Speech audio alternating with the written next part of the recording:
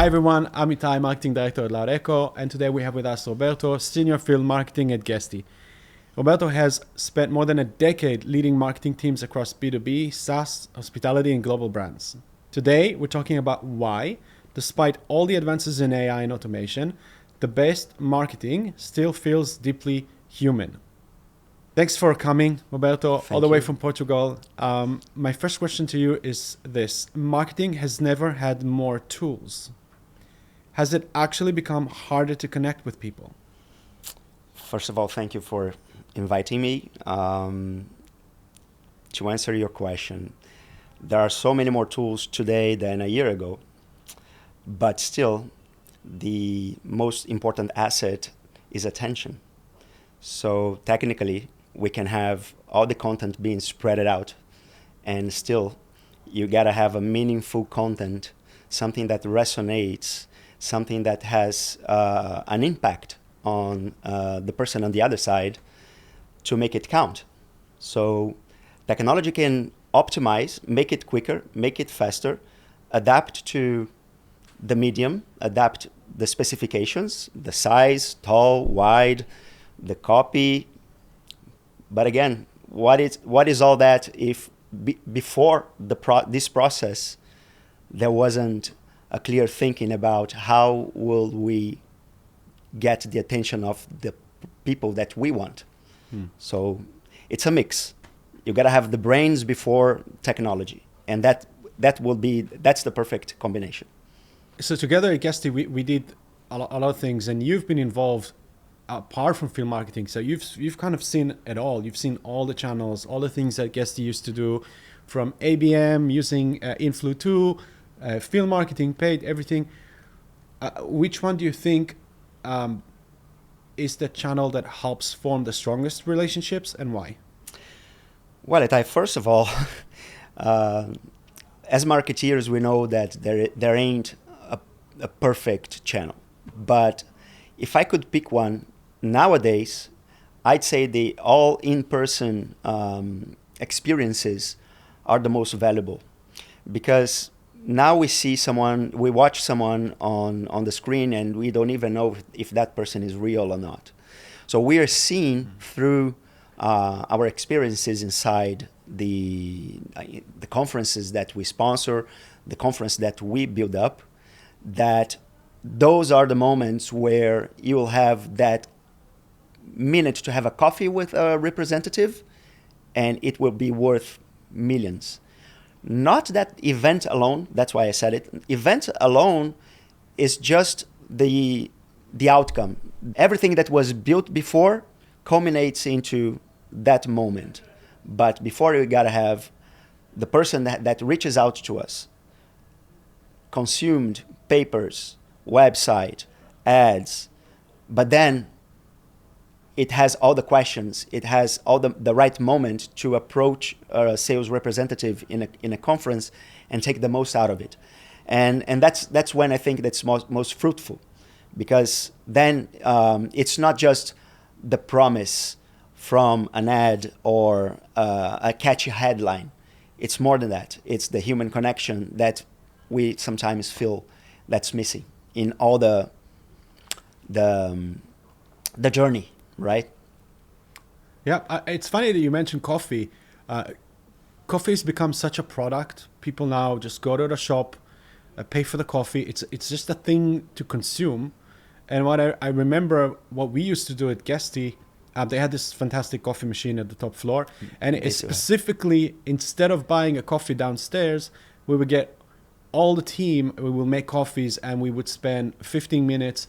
The coffee was good. It was all right. It's not as good as the one in the shop, but actually the fact that we had to sit down and spend those 15 minutes, and then obviously we'll talk a little bit about work, about your personal life, and all those. I think this what made us internally such a strong team.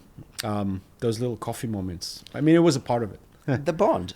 It's about the branding, right? Like it's useless to start promoting anything, pushing a button to create content at will, like a gun, and in the end that doesn't have like anything that resonates with your audience, right?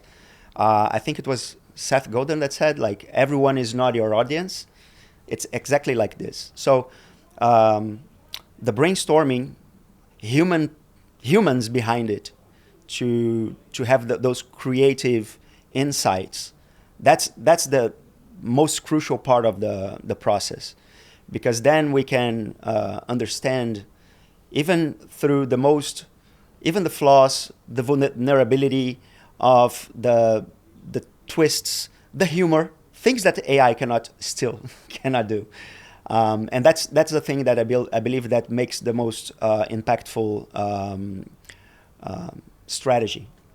Everything that has a human touch.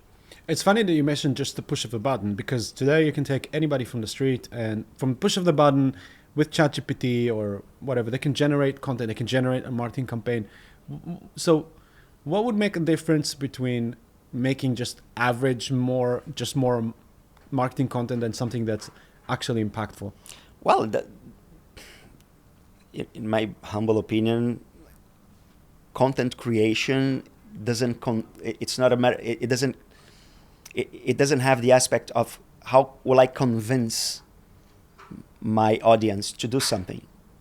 You present the values, you present your brand uniqueness, but that stops there. And it has to have this convincing aspect, in my opinion, because without that, as we are used to it, it's just another brand, it's just another promise, and we got that already. Maybe back in the 70s, through black and white TV, we would trust a brand blindly. Today it has flipped. We don't trust a brand, and the brand has to prove that they are worth our time and our attention, and then we can start building the rapport. Because technically, tools, as you said on your first question, the tools are there, and without the connection, and connection might sound romantic, but the connection, when I say that, is pretty much understanding deeply the needs and the aspirations of the audience that you want to reach. And this requires a lot of timing, because sometimes your brand is new, you gotta understand the context, you gotta understand the pain points, and that's something we get a lot through our webinars. We do 2 global webinars every month, and sometimes we have the person that we are interviewing, for 2 seconds they say something. Do you know that meme from Leonardo DiCaprio when say, you know that one, when he says like this? That's what he says, wait, this is gold. And for a second we get that and say, let's work on that messaging. That's totally human connection, right? You cannot get that from AI. As I said before, how can you make a title with a humorous twist? AI still doesn't get that. How can you build friction on purpose? Because that's the thing. AI now, it has no fingerprints. You don't see the error. Sometimes it makes me think, like, let's use typo on purpose to make people understand that it was a human doing this. Yeah. Maybe I'm starting to put typos in my emails intentionally. See, but that's something that has to be explored nowadays, to pass the impression that it was artificial, that messaging is artificial, although the content is right. It's perfect. It's polished, right? This is what AI delivers. For a small company that doesn't have the budget to build anything, it's gold. It's perfect. I believe that AI is the solution to many companies that still until now couldn't afford to work on their brand, for lack of budget, for lack of structure, for lack of personnel. And now they can.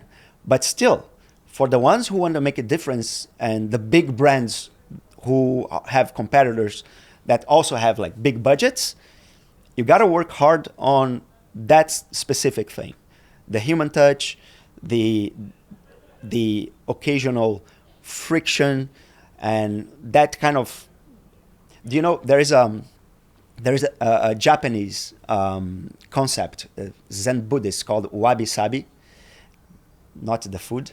Wabi-sabi is a concept that shows how imperfect things are, and we should understand that it is a natural thing. It's a natural process of the imperfection is a natural part of life. And it's not to, as I said, not to write typos on purpose to show imperfection, but to the pottery makers in Japan, they used to leave sometimes the crack or not a perfect finishing, just to show the imperfection that there was a human being behind it. So when us as consumers, we feel that, and we can feel that through a testimonial, right?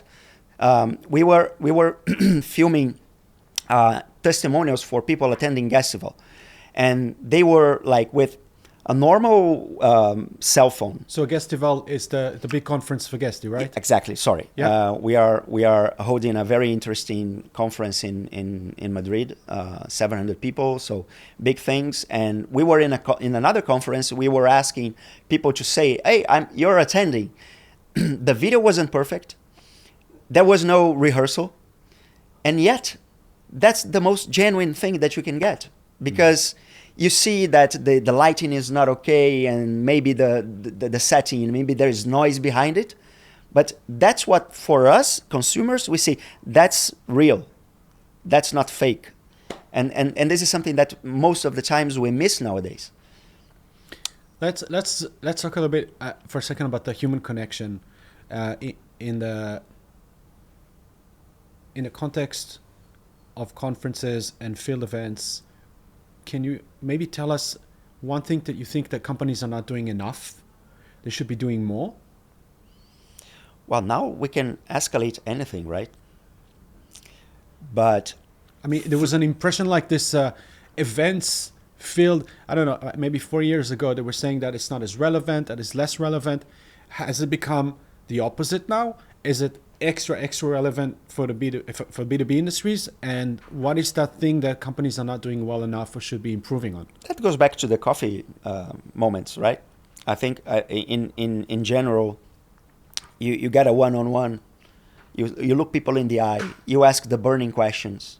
You're not behind a chat bot. You're not behind a phone call, right? You're seeing the expression of the person right in front of you. Reason why people are attending the events with those purposes, and B2B companies should get the most out of it. I got interesting feedback from partners that told me once, like, I don't see a lot of value in sponsoring conferences. And I say, well, maybe you're not looking through the right lenses. You need to build to get the right KPIs out of those. How many companies you avoid churning? How many leads you got further down the funnel that you end up having a deal won on the next, depends on the sales cycle, but 3 months, 6 months, a year, because of that moment. Because that's the thing. You consume media, and there is something that it's not trackable. The conversations, right? Someone uses a software, and you contact someone that also uses the software, and you're like, tell me what's your experience with using it, right? Same with a car. You go to a barbecue, you see your friend with a car. Oh, nice brand. I was thinking about it. Tell me about it. That's not trackable. And that's like the dark matter of marketing. Everything that we don't see that is there. Because that's what sometimes, and also the modern influencers that are unbiased, they are the ones who also like have so much information, and they turn a software upside down. They have the unboxing, and in the end, you trust that person. And it's all about trust, isn't it? it's all about trust. Yeah. And you don't have the UTM to that guy. You don't know how many people got to your website after they released that specific video. So everything in between, everything that you're not doing matters. You have to be wise enough to understand what is being said about your company, what is being said about your product behind the scenes, under the radar. Because that's one of the most impactful, because again, trust. You trust your friend, you trust an unbiased influencer, you trust the opinion from people that goes to all those softwares that you write reviews for. This is the most trustworthy medium, and I think that we need to acknowledge our incapacity to manipulate that. So we need to keep building good brand, good products or services for the people who really matters, and the rest is consequence. Roberto, if there is one thing you would like, one lesson you would like marketers that are watching us to take from this, what would it be? Not being carried away by technology. You got to have a good foundation. It has to start from the company, inside the company out. This is something that I worked so hard on all companies that I had the privilege to work on the marketing team and my own company for 17 years, my agency. We need to build the foundation first. And sometimes it doesn't go as expected, but we have to revisit that over and over. Am I still the same company that I was 10 years ago? Yes, no, why not? And keep it faithful, because if you trust the brand, it doesn't matter if you have pitfalls, but the values are strong, you still trust the company, you still trust the brand. I've seen so many people talking about companies, they say, I was about to churn, but I trusted you. I spoke with someone at the conference. They give it a second chance. Yeah. They give it a second chance. And so not before, but like if you're considering mass medium, multi-channel, considering a strong foundation, the rest it will be much easier. Roberto, thank you so much for being with us. Thank you so much for watching. If you enjoy this episode, we'll be having more of those, talking about marketing, the future of AI in this industry. And please subscribe if you would like to see more of this. Thank you so much. Thank you.